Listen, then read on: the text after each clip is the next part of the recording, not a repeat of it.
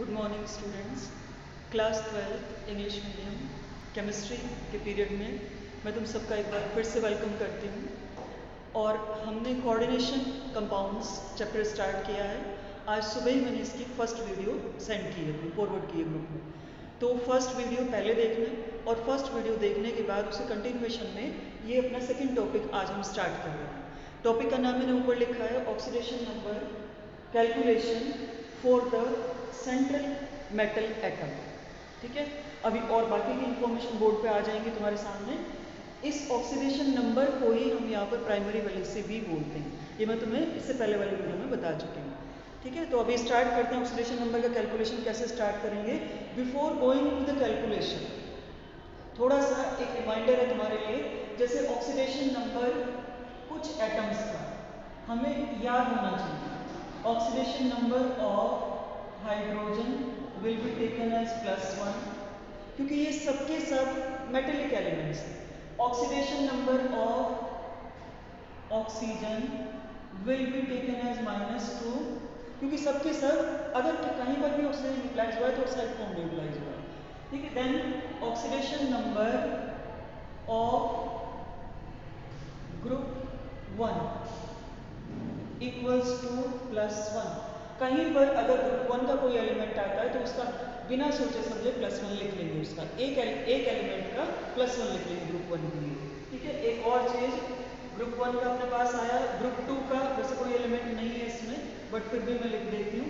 Oxidation number of group 2 अगर कोई भी एलिमेंट आता है, ग्रुप 2 का मतलब मैग्नीशियम कैल्शियम इनमें से कोई एलिमेंट आता है। ग्रुप 1 का मतलब सोडियम पोटेशियम इनमें से कोई एलिमेंट आता है। +1 उसका ले लिया जाएगा, इसका +2 ले लेंगे। ऑक्सीडेशन नंबर ऑक्सीजन का -2, हाइड्रोजन का +1। एंड वन मोर थिंग जो सबसे ज्यादा इंपॉर्टेंट चीज। ठीक है, देखो oxidation number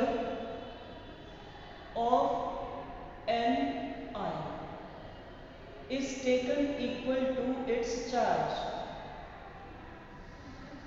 with sign.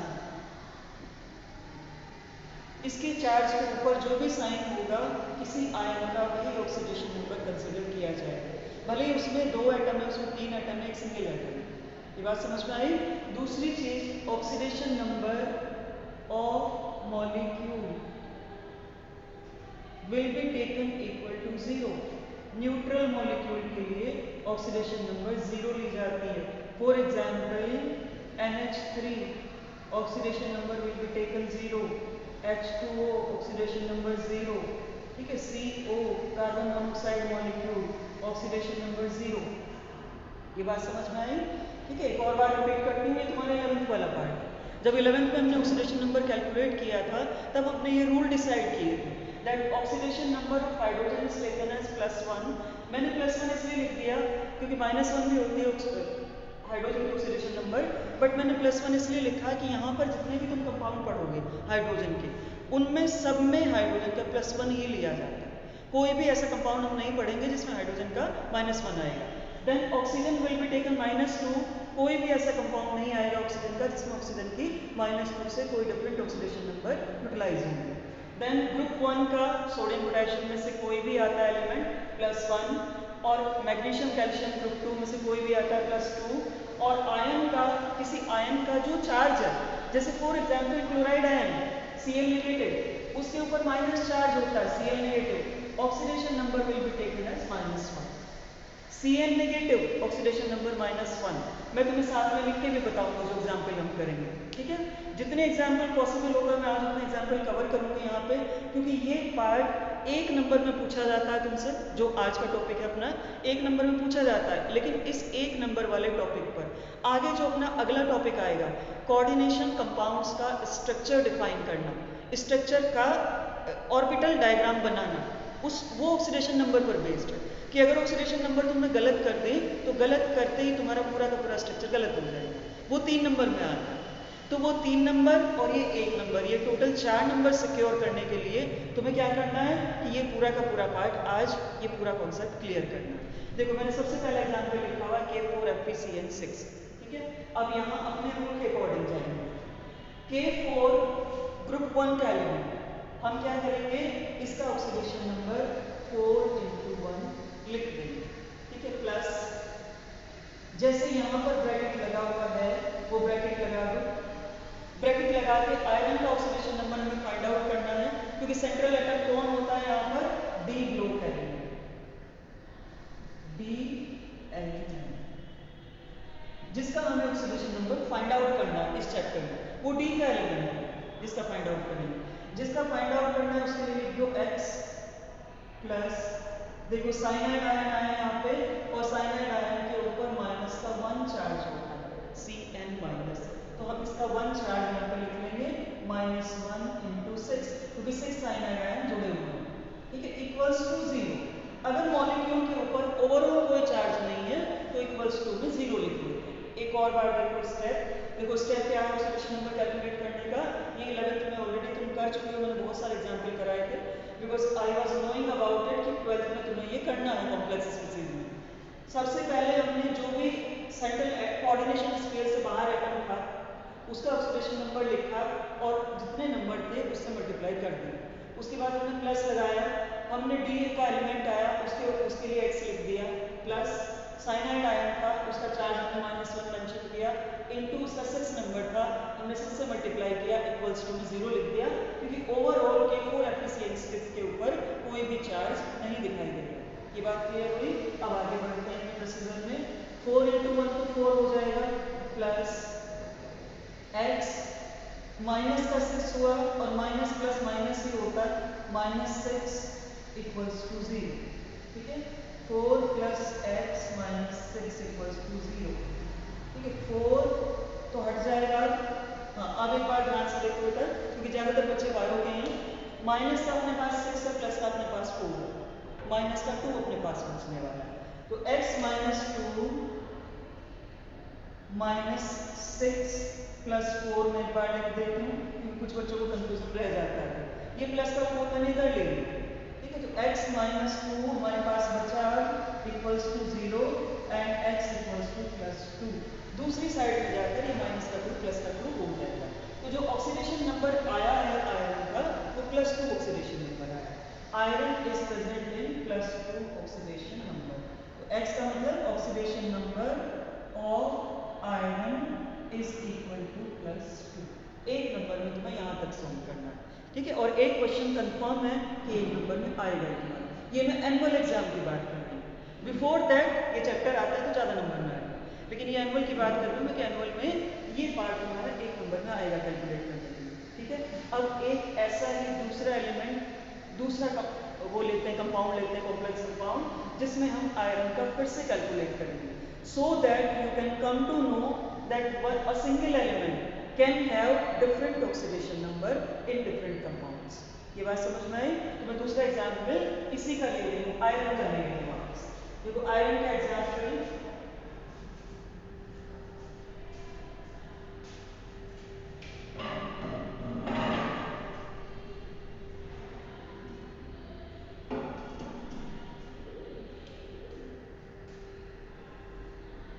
K3FeCN6,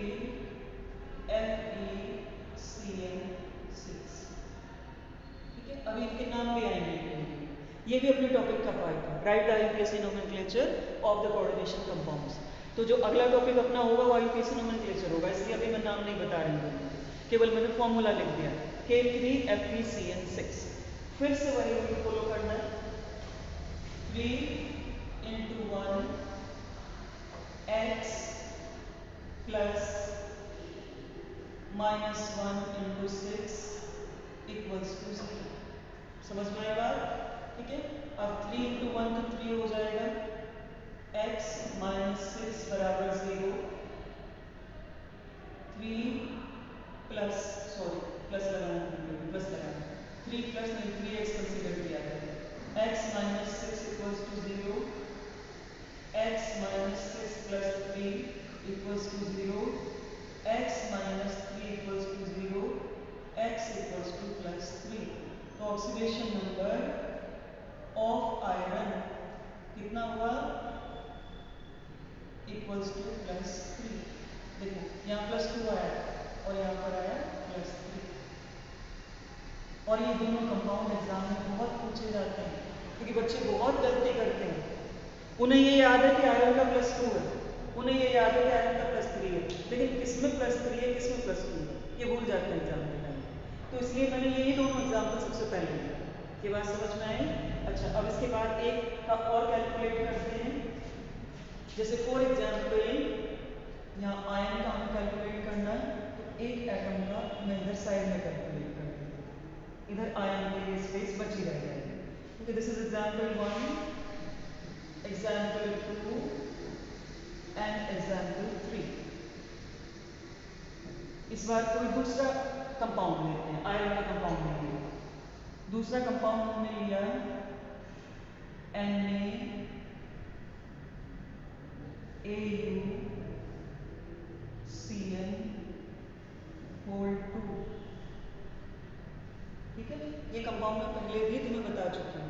ठीक है, और इसका निकालना स्टार्ट करो। देखो सोडियम ग्रुप 1 का एलिमेंट है, तो 1 × 1 प्लस Au का हमें निकालना ही है, x प्लस -1 × 2 = 0। बात समझ में आई? देखो एक बार वर्ड्स में बताती हूँ। सोडियम ग्रुप 1 का एलिमेंट है, ऑक्सीडेशन नंबर 1, क्योंकि एक ही एलिमेंट है इसलिए मैंने 1 से मल्टीप्लाई किया, प्लस जितने भी एटम या ग्रुप प्रेजेंट है सबके पीछे प्लस लगाते चले जाते हैं, प्लस ब्रैकेट के अंदर गोल्ड का ऑक्सीडेशन नंबर हमें निकालना ही है, Au का x लिख दिया उसके लिए, प्लस -1 एक Cn नेगेटिव का ऑक्सीडेशन नंबर है और यहाँ पे 2 लगे हुए हैं Cn नेगेटिव, तो -1 × 2 = 0, क्योंकि कोई चार्ज मॉलिक्यूल के ऊपर नहीं है। ठीक है, अब आगे प्रोसीड करते हैं। 1 प्लस x -2 = 0, 1 प्लस x -2 = 0 और x -2 प्लस 1 = 0, x -1 = 0 और x +1। ठीक है, तो oxidation number of gold will be equal to +1 in this compound. इस कंपाउंड में गोल्ड का ऑक्सीडेशन नंबर +1 आता है। समझ में आ गई ये बात? ठीक है, ऐसे ही बहुत सारे, अभी मैं लिस्ट बना दूंगी आयन का बताने के बाद, मैं लिस्ट बनाऊंगी बोर्ड के ऊपर, और उन सभी कंपाउंड्स में सेंट्रल मेटल का हमें ऑक्सीडेशन नंबर कैलकुलेट करना है। ठीक है, अभी आयन के एग्जाम्पल्स और बता देती हूँ। देखो एक एग्जाम्पल बोर्ड पर लिखा हुआ है, एग्जाम्पल नंबर 3 है अपना, एग्जाम्पल नंबर 4 हुआ है। ठीक है, तो अब 4 पे चलेंगे। AgNH3(2+) देखो AgNH3(2+) आयन में थोड़ा सा चेंज है। Ag अपना क्या है, डी ब्लॉक का एलिमेंट है, सिल्वर। इसका ऑक्सीडेशन नंबर हमें कैलकुलेट करना ही है, ब्रैकेट लगाओ x में, प्लस अब NH3 एक न्यूट्रल मॉलिक्यूल है, मैंने साइड में लिखा हुआ है कि जो न्यूट्रल मॉलिक्यूल है उनका ऑक्सीडेशन नंबर 0 कंसीडर कर लिया जाता है। यहाँ पे तुम्हें कोई भी पचड़े में पढ़ने की जरूरत नहीं है कि नाइट्रोजन का लिखोगे हाइड्रोजन का लिखोगे, कुछ भी ऐसा करने की जरूरत नहीं है। NH3 न्यूट्रल मॉलिक्यूल 0 × 2 लगा दो वापस ब्रैकेट, जैसे पहले लगा हुआ था। ठीक है, और ये ऊपर लगा दिया, इक्वल्स टू में लगा दिया +1। देखो आयन में यही डिफरेंस होता है, क्योंकि आयन में नेगेटिव आयन हो या पॉजिटिव आयन हो, उसमें कोई ना कोई चार्ज जरूर अवेलेबल होगा, और जो भी चार्ज अवेलेबल है इधर इन पॉजिटिव और इन नेगेटिव दोनों में, उसको उसके साइन के साथ इक्वल्स टू के बाद एक्सप्रेस कर देते हैं। बात समझ में आ गई? अच्छा, अब आगे प्रोसीड करते हैं। x +0 = +1, x = +1, oxidation number of silver is equal to +1। इस आयन में सिल्वर का ऑक्सीडेशन नंबर +1 के बराबर है, और वही हमें चार्ज दिखाई दे रहा है। ठीक है, जनरली जो चार्ज लगा हुआ होता है वही ऑक्सीडेशन नंबर के बराबर होता है, but generally not in all cases. जैसे अभी मैं एक एग्जाम्पल लिखूंगी, उसमें नहीं आएगा ऐसा, उसमें डिफरेंट आएगा ऑक्सीडेशन नंबर। ठीक है, ये बात क्लियर हुई? अब एक नेगेटिव आयन का एग्जाम्पल लिखिए, PtCl6 2 नेगेटिव। ठीक है, Pt प्लेटिनम जो कि अपना डी ब्लॉक का एलिमेंट है, और क्लोराइड आयन जिसके ऊपर नेगेटिव चार्ज होता है, पहले आइडेंटिफाई एग्जैक्ट जान पहचान कर लो इनसे, उसके बाद ये निकालना हमारे लिए आसान रहेगा। इक्वल्स टू में इस बार -2 आएगा क्योंकि चार्ज उसके ऊपर -2 लगा हुआ है। बात समझ में आ रही है? अब आगे बढ़ते हैं। PT का हमने लिखा x, इसका तो हमें निकालना ही है, ये हमारा सेंट्रल मेटल एटम है। x -1 × 6 -1 × 6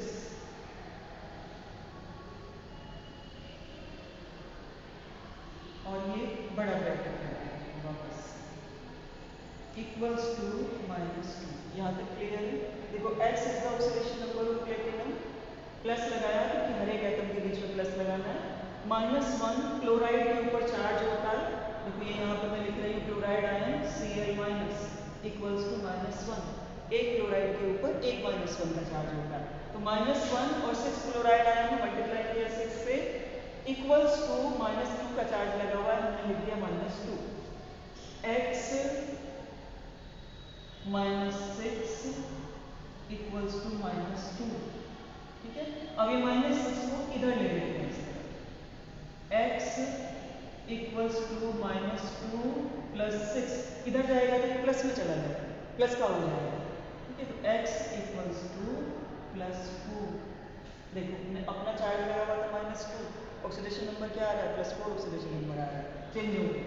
oxidation number of platinum is equal to +4। अब चेंज कहाँ होगा वो भी मैं तुम्हें बता रही हूँ। देखो अगर कोई न्यूट्रल मॉलिक्यूल लगा हुआ है सेंट्रल मेटल एटम के साथ, तो जो कोऑर्डिनेशन स्फीयर के ऊपर जो चार्ज रिप्रेजेंट किया जा रहा है वो चार्ज उसका ऑक्सीडेशन नंबर है। लेकिन अगर कोई नेगेटिव आयन लगा हुआ है, ठीक, कोई ऐसा आयन लगा हुआ है कि जिसकी अपनी ऑक्सीडेशन नंबर है प्लस में या माइनस में, अगर कोई ऐसा लगा हुआ है तो फिर मेटल का जो ऑक्सीडेशन नंबर होगा वो वेरी करेगा, वो चेंज होगा। लेकिन किसी न्यूट्रल मॉलिक्यूल के साथ अगर जुड़ा हुआ है तो वहाँ पे चेंज नहीं करेगा, वहाँ पे वही ऑक्सीडेशन नंबर आ जाएगा सीधे सीधे। ये बात समझ में आई बेटा? अब मैं एक लिस्टिंग कर देती हूँ, कुछ कंपाउंड्स के फॉर्मूले लिख देती हूँ जिन कंपाउंड्स का ऑक्सीडेशन नंबर तुम्हें कैलकुलेट करना है। ठीक है,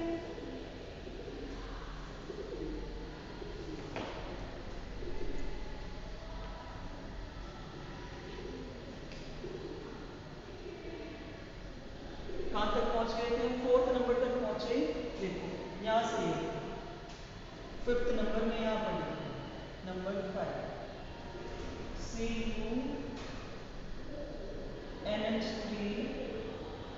4 2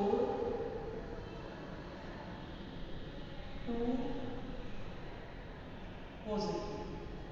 ठीक है, इस आयन में कॉपर का ऑक्सीडेशन नंबर कैलकुलेट करना है। 5th के बाद आता है 6th number PtNH3 whole 2 Cl2। इसमें प्लेटिनम का ऑक्सीडेशन नंबर फाइंड आउट करना है, यहाँ कॉपर का फाइंड आउट करना है। ठीक है, सब में अंडरलाइन कर देते हैं। किसका निकाला ऑक्सीडेशन नंबर? गोल्ड का निकाला है और यहाँ पर सिल्वर का फाइंड आउट किया है। ठीक है, 6 हो गए। अब नंबर 7,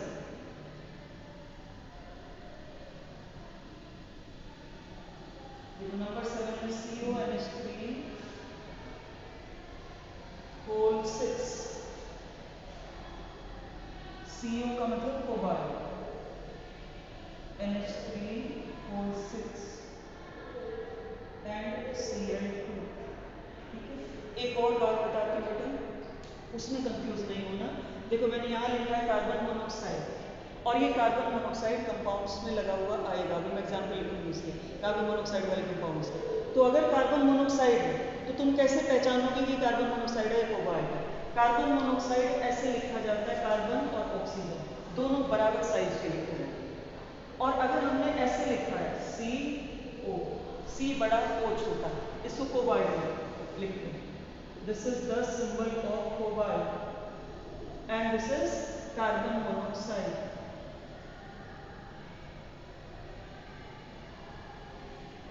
क्लियर हुआ?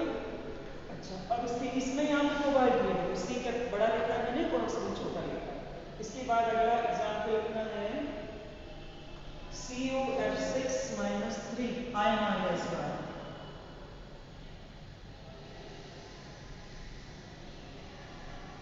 CO मतलब cobalt है F6 minus 3। अब एक चीज तुम्हें और बताती हूँ, अभी तक जितने भी मैंने लिगेंड लगाए, जितने भी एग्जाम्पल अभी तक आए हैं नंबर 8 से करे, मैंने सब में स्मॉल ब्रैकेट लगाया, इसमें नहीं लगाया। The reason is if single atom is present then no need to place the small bracket. अगर एक लेटर से ज्यादा लेटर वाला हमारे पास आयन है, एटम है, मॉलिक्यूल है, एक लेटर से ज्यादा वाला, इंग्लिश के एक लेटर से ज्यादा वाला, तो हम स्मॉल ब्रैकेट लगाते हैं, और अगर नहीं है तो हम नहीं लगाते। COF6 minus 3, तो ये गलत नहीं लिखा है, ये बिल्कुल सही लिखा है, रूल के अकॉर्डिंग लिखा है, ये लिखने का रूल है इसको। तो उसके बाद आपको जब अभी ये टॉपिक आएगा अपना IUPAC नोमेनक्लेचर लिखना है, और अगर IUPAC नोमेनक्लेचर दिया हुआ है तो कंपाउंड का फॉर्मूला बनाना है, तो वहाँ पे तुम्हें जरूरत पड़ेगी इसकी, वो भी 1 नंबर में आता है एग्जाम में। उसके बाद आओ NI, अगला एग्जाम्पल 8 के बाद नंबर 9, NiCN, फिर से लगा देंगे small bracket, whole 4 2 minus,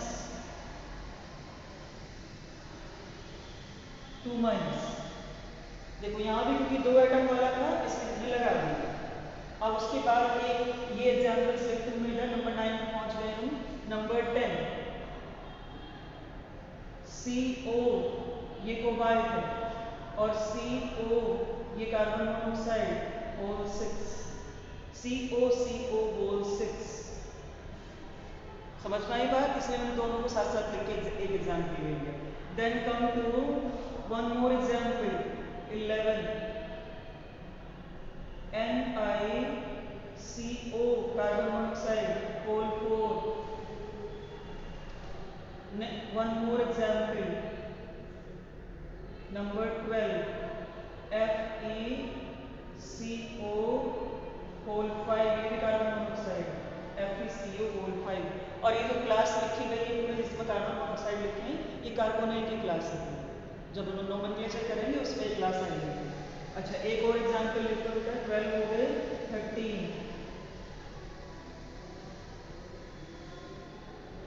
Fe4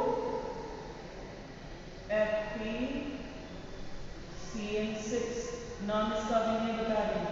देखो आयरन की CN6 के साथ आयन वाली, ये तीसरा एग्जाम्पल है।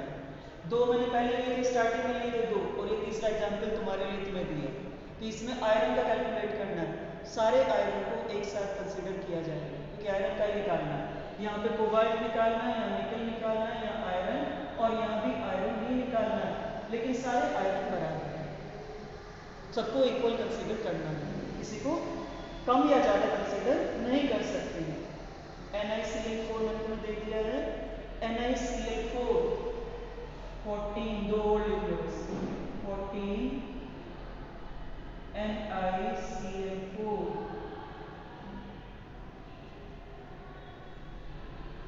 2 माइनस 1 मोर, 15 हो जाएंगे, 15 जितने तुम्हारी बुक में एग्जाम्पल है वो सब इंक्लूड होंगे।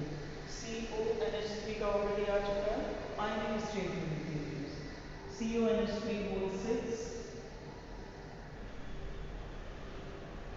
होल 6 2 पॉजिटिव, ठीक है, इसमें निकल निकालना है, इसमें कोबाल्ट, ठीक है। तो टोटल मिला के 15 एग्जाम्पल अपने हो चुके हैं, और इन 15 की अगर तुम प्रैक्टिस करोगे, तुम्हारी बुक में जितने भी दिए हुए थे ऑलमोस्ट मैंने सभी इंक्लूड कर लिए, बाकी जो रह गए हैं तो जब नोमेनक्लेचर करेंगे उसके साथ साथ अपने पास आ जाएंगे, क्योंकि नोमेनक्लेचर लिखते टाइम, कंपाउंड का स्ट्रक्चर लिखते टाइम ऑक्सीडेशन नंबर हमें लिखना होता है, साथ में ऑक्सीडेशन नंबर मेंशन करना होता है। तो this topic oxidation number is the part of 2 more topics, IUPAC nomenclature in coordination compounds and structure of coordination compound। इन दोनों टॉपिक का ये इनहिबिट टॉपिक है, उसके अंदर छुपा हुआ टॉपिक है कि अगर तुम ऑक्सीडेशन नंबर नहीं निकाल पाए एलिमेंट का, तो ना तो करेक्ट IUPAC नोमेनक्लेचर लिख पाओगे और ना ही उसका करेक्ट स्ट्रक्चर बना पाओगे। ये बात क्लियर हो गई? तो आज अपना टॉपिक यहीं तक लिमिटेड रखते हैं, मैं और आगे बता के तुम कंफ्यूज नहीं करती। और कल हम IUPAC nomenclature start करेंगे coordination compounds. After that we will be taking the structure of coordination compounds.